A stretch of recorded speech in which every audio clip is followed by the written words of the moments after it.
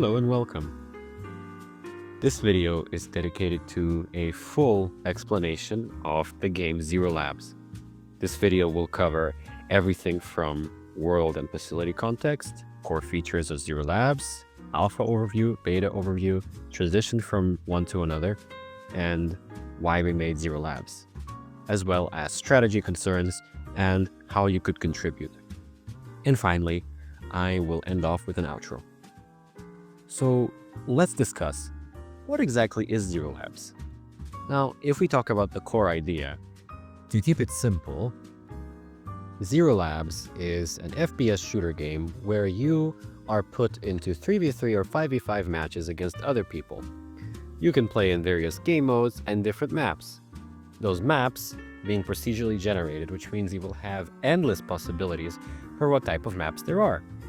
In Zero Labs, the main points of interest are A, the locomotion system, which is the player movement system. It will be semi-parkour-like and semi-realistic with a realistic ragdoll system as well. B, the actual procedural map generation system and the destruction of this map itself. C, the community itself. The game will encourage everybody to be social with how it's made. And we will try to make everybody feel at home with community events, with features inside of the game that encourage communication and interaction, and our own Discord community. As for who you are in this game world, you are an initiate within an underwater training facility. Your goal is to improve your skills and prove yourself as worthy to the organization that has put you there, Kravar. Eventually, you will graduate and go to something bigger. But for now, you socialize with your comrades and you hone your skills with various classes and choose the play style that fits you the best. Now let's talk comparisons.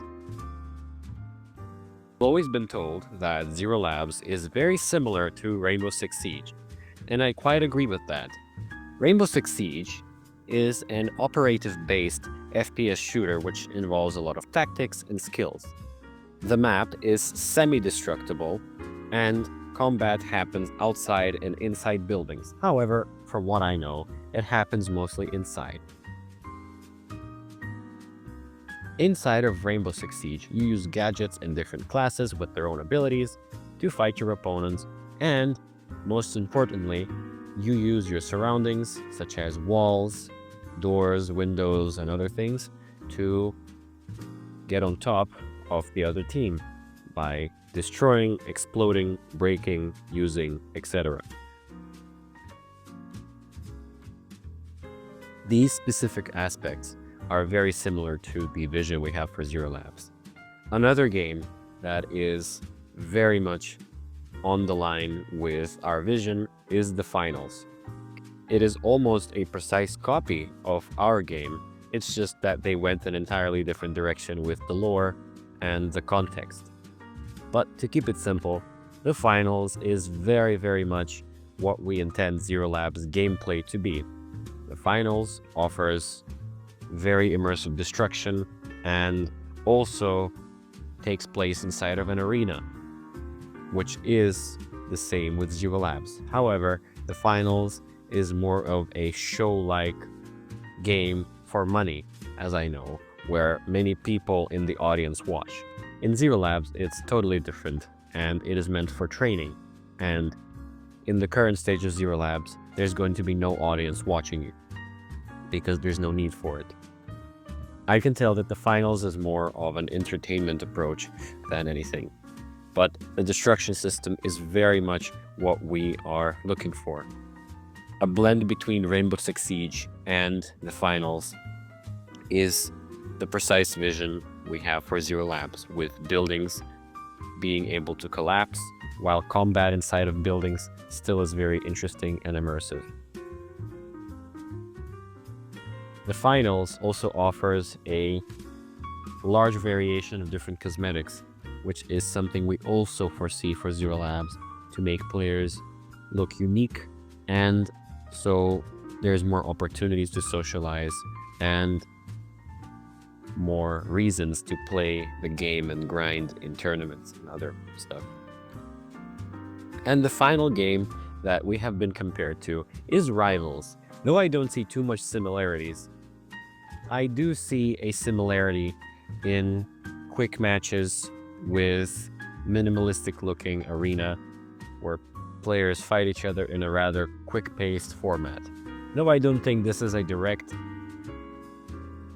image of how we plan to do things, I still think that it is relatively similar. So we could call Zero Labs something like Rivals, but with the destruction and gameplay, as well as gun mechanics from Rainbow Six Siege combined with the finals. And also, let's not forget to throw in all of the lore. Now, let's actually talk about the lore. The game itself takes place in an underwater facility named C3. C3 stands for Kravar 3, the C representing Kravar, and the 3 representing the fact that there is a total of 3 blocks, and the third block has 3 compounds. Let me elaborate. On this diagram, you could see the trench. Zero Labs takes place in an underwater trench that goes very deep down. This will be elaborated on later. As you can see, the highest one is C31, which is the living area. It is around 1500 meters to 1700 meters under the water. This is the place where elite players, or rather fully graduated initiates, live. Afterwards, we have C32, training, which is 1700 meters to 2100 meters below the sea level. This specific facility is meant to train you. It has various things like an AI simulator where you could fight AI bots, and it also includes gun ranges and other things. Attached to this facility is actually C32 Sector 72, which is where Zero Labs Alpha takes place, which is the first iteration of Zero Labs that will be released. This is meant for new trainees and initiates, where they get trained so they can be ready to start living and training within the C3. Finally, in the C3, we have C33, which is the arena. This is where the players fight and tournaments are hosted. It is around 2100 to 2400 meters under the sea level. This is the C3 block. As I've said before, it consists of 3 compounds, with the second compound having a sub-compound. Let's move on to the C2. The C2 is responsible for commanding and overseeing all of the other facilities. This is where generals, managers, admins reside and monitor everything that's going on. It is around 4,800 to 4,500 meters under the sea level. And it by itself represents the C2 sector. Finally, moving on to the lowest one, is the C1 Mining Center. The C1 is responsible for mining a crucial material which Kravar is very dependent on. C1 is located 6,500 to 7,200 meters under the sea level, and it alone represents the C1 sector. Finally, we have the red streak you can see on the very bottom. This is the primary pyrolysis load, and it is located 71 to 7,400 meters under the sea level. An important character is Moretti. Moretti is an individual who used to be accompanied by 4 others, making a total of 5. These individuals were trapped on an island with a very large population. This island has been sealed off from the outer world because these individuals possessed extraordinary powers and also significant influence, which was a threat to the world, which means a decision has been taken to seal them away on said island. Moretti himself was betrayed by another one of those four. That person being Ludwig. Ludwig has always been by Moretti's side. However, he decided to turn on Moretti because of an internal dispute between the five. And Moretti, with his relatively insignificant ability, has been outnumbered and removed. Moretti is not a man without contacts, so he gathered all of his subordinates and left his old home with them. He decided that he needs a new place, and this place happened to be a Mariana Trench that he had discovered with his team.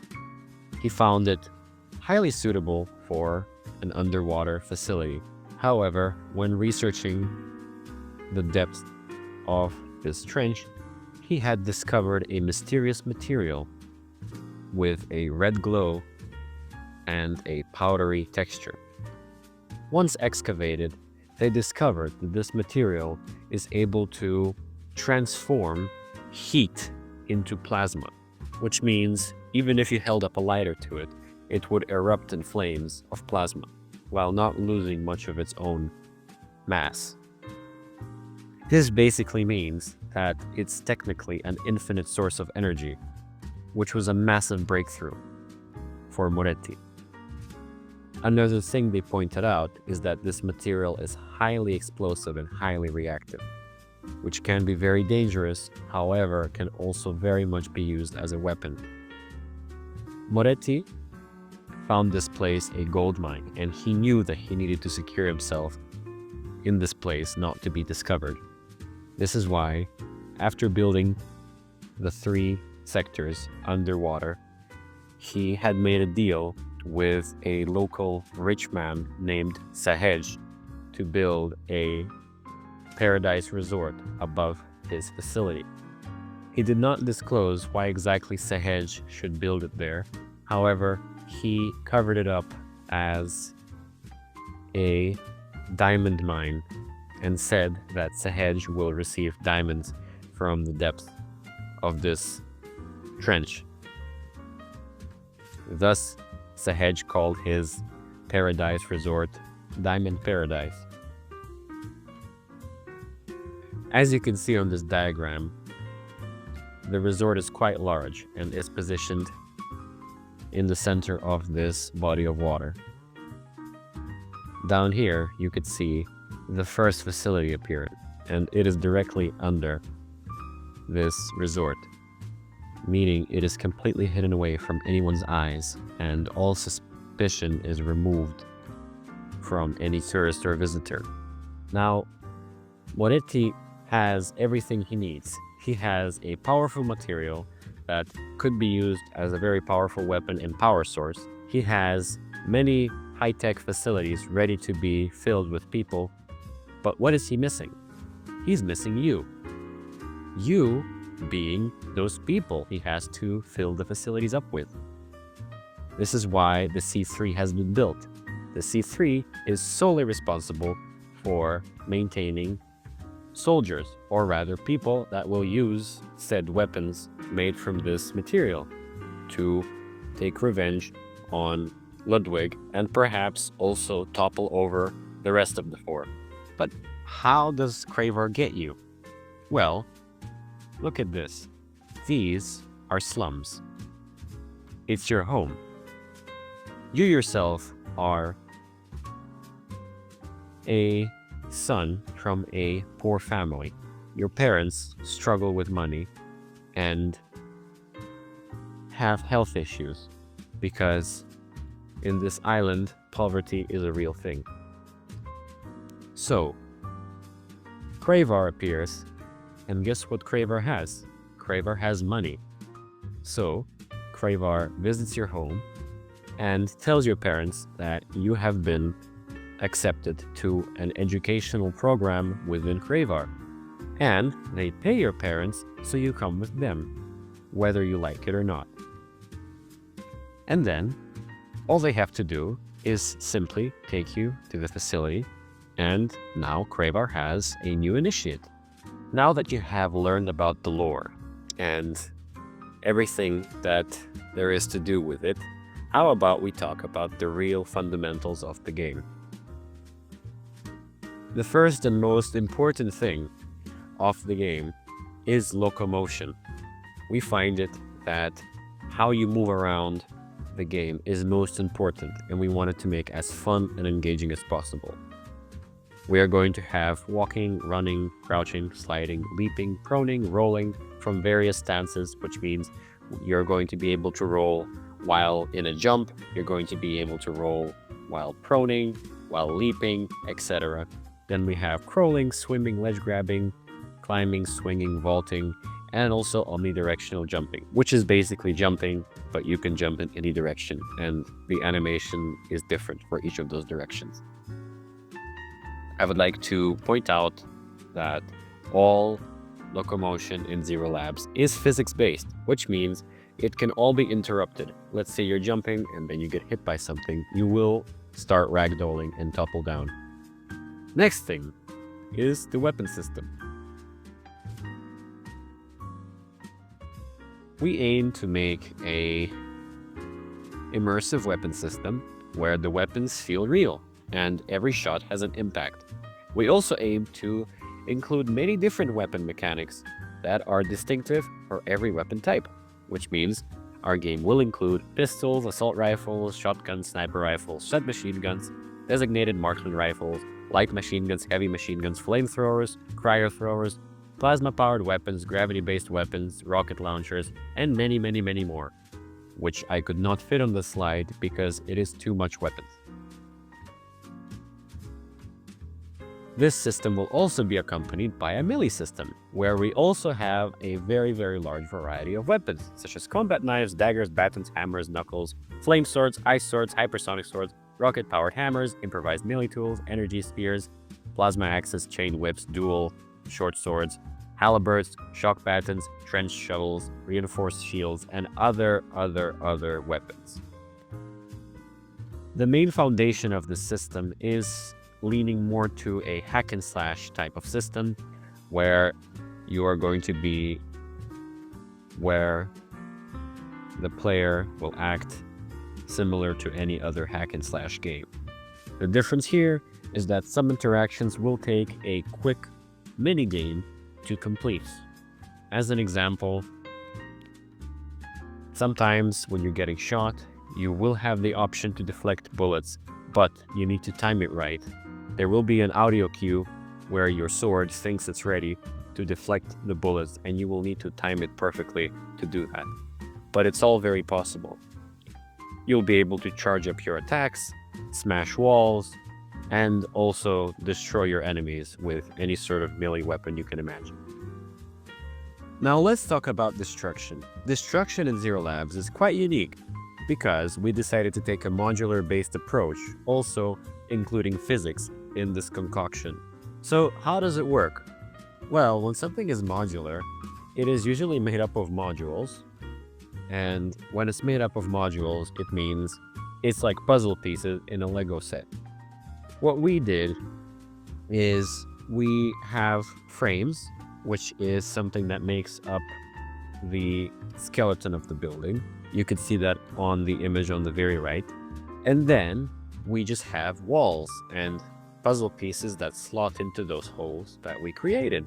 And you can also see that on the images on the left.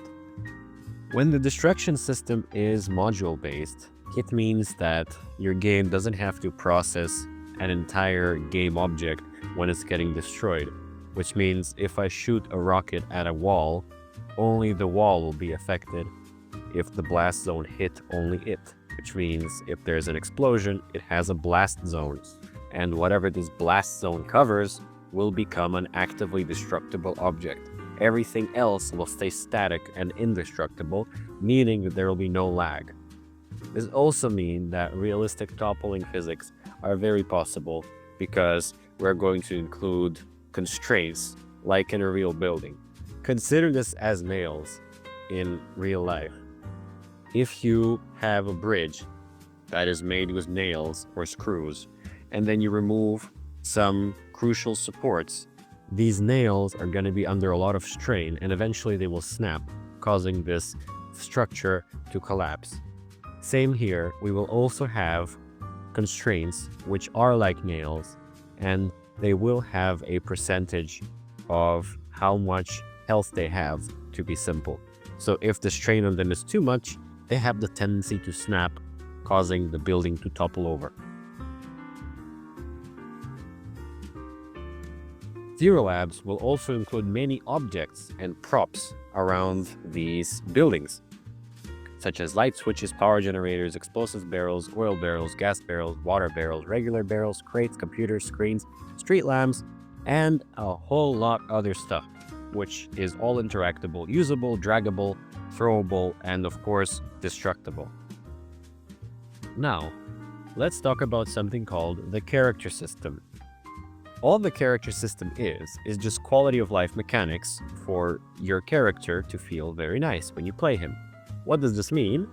Well, generally, by quality of life, I mean stuff like camera bobbing, head sway, full body articulation, which means when you look all the way down, your body hunches down as you look. And then, of course, when you look around with your head turns. Then we have animated hair, all type of sound effects for walking, jumping, whatever. Then we have ragdolling, foot placement, and other quality of life features, which will be used inside and outside of the arena, meaning these features are universal, not depending on where you are, whether you are in a lobby or whether you are fighting, these features will be used there. Now that we have covered the fundamentals, the final fundamental thing which will be reoccurring throughout all Zero Labs games and iterations is the classes. Let's start with the Assault class. All it is just a soldier, if you could call it that.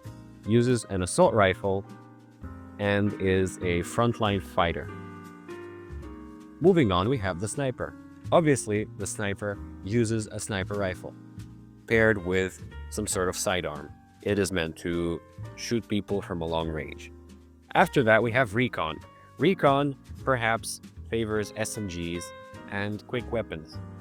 Reconnaissance, or Recon, is meant to spot other enemies, so then perhaps Sniper could take them down. After that, we have Support. Support uses a heavy machine gun and is quite a tanky class. However, its job is to provide support and be there if anybody needs healing. After this, we have Fortress. The name itself speaks for a lot of things. Fortress is quite literally a walking fortress, a very beefy, armor-packed walking mech, which could even be used as generally a walking wall. Fortress uses anything from heavy machine guns to light SMGs. After that, we have Engineer. Engineer is able to repair other classes, specifically Fortress, since it heavily relies on its mechanized suit, similar to Power Armor from Fallout. The Engineer is also able to construct various things such as barriers, barricades. It is able to seal doors with its welder, and it is also able to create turrets and other mechanized defenses. Let's move on to Demolition. Demolition is a very fun class because it harnesses the power of our destruction system to the max. It is the class that uses shotguns and grenade launchers to destroy the map, as well as various other explosives, grenades, and other stuff. such as satchel charges, smoke grenades, and stun guns, and stun grenades. Now, the Reaper is something a bit more interesting, since the Reaper is the first class on this list that uses only melee weapons. The Reaper is meant to be a sharp weapon user, using only sharp weapons such as swords, daggers, knives, and other sharp stuff. It usually uses a high-frequency blade, letting it cut through walls, doors, and other enemies. The complete opposite of Reaper is the Mauler. Even though it is also a melee weapon user, it only uses blunt melee weapons such as hammers, batons, and other stuff. It is meant to crush, destroy, and smash. A pretty crazy class, though, is the Berserker. The Berserker is basically a kamikaze, taking advantage of the fact that Kravar is able to reconstruct your body through a bioprinter, meaning you can die however much times you'd like. That's why Kravar developed a whole class line dependent on exploding themselves. Berserker is packed with high explosives all around his body, and he is basically a mix of Demolition, Reaper, and Mauler because he is able to use swords, hammers, shotguns, and other weapons, but his general goal is to run into a crowd and blow it up. After that, we have Chem. Chem, or chemical, uses chemical weapons such as grenade launchers that shoot smoke grenades, and also a gas thrower, which is its primary weapon. All it is like a flamethrower, but it releases gas, creating a large area that damages and disorients other players. After him, we have Plasma. The Plasma class uses plasma weapons, which are actually crafted from that same material called pyrolysis. The Plasma class can shoot high temperature beams and projectiles at others to melt them or destroy them. This also allows him to melt through concrete walls and metal crates and doors. The polar opposite of that is Frost, because he uses cryogenic weapons. Frost uses something called a cryo thrower, which is like a flamethrower, but it uses cryogenic mist to freeze opponents. However, he also has other weapons, such as assault rifles equipped with cryogenic bullets that explode and create area damage, freezing the targets. Then we have Flame. It is pretty straightforward to assume that he uses a flamethrower, which he does. And he can use flame bombs and other weapons in order to cause fire. And finally, we have one of the most advanced classes called Grav, or Gravitational Unit, if we talk in the full term. Gravitational Unit is able to manipulate gravity, which means it can pull and repel enemies, as well as buildings, rubble, and other things.